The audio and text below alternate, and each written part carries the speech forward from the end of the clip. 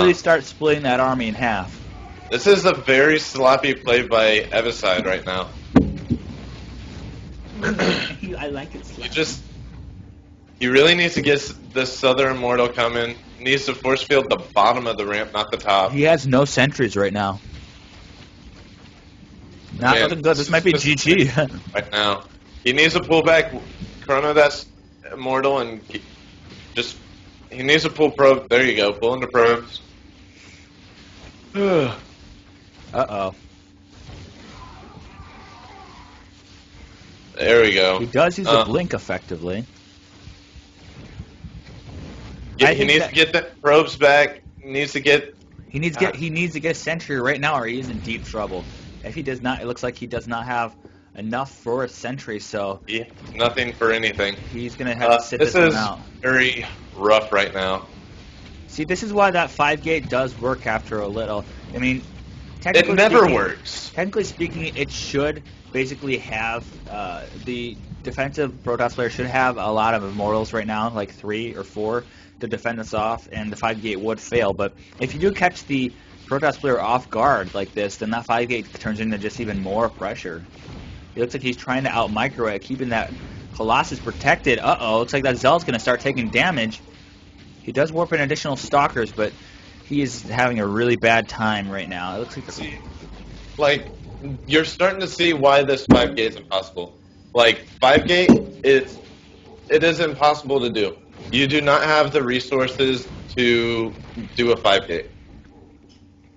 It's impossible. He has plenty of resources right now. He's not warping in. It's impossible to do. I promise you. Looks like he does decide to retreat, leaving those proxies. He just needs to keep pumping these immortals out. He is a mile, well, I wouldn't say a mile ahead. He did lose 7 workers and all that. But yeah, and Eviside really nailed that one on the head. He really, really committed to that way too long. The biggest thing right now is that Eviside wasn't scouting them for them proxies. So this you messed up. How come I threw down an additional gateway? Maybe. But that's just my opinion. He really needs those sentries, though. I'm telling you. Oh yeah. Especially that lot. He forgot to warp in sentries. He played that 100% wrong. If there is one unit that's more important than the Immortal in that phase of the game, it's the Sentry, because you really need to wall off, or else those Zealots will shred your army apart. Oh, yeah. Looks like we are going for a counter. And the Eviside's really... Oh, wait, I lied. I totally lied right there. I was looking at the wrong person. I was thinking Eviside was getting Blink as well. I was very confused by that. Or not Blink, Charge. Looks like he is going to try and do Charge, but he's not conserving those lots. He really needs to protect these Immortals. I know, if he gets a crits around, those Immortals are going to go goodbye. He needs to pull them. Yo. Alright. Meantime, we do see those Immortals do action micro, and he does GG. Kind of early in the game for a GG, but... And I mean, I wouldn't know what to call it. The big thing is right there is, it was a very, 5 gates on one base is technically impossible.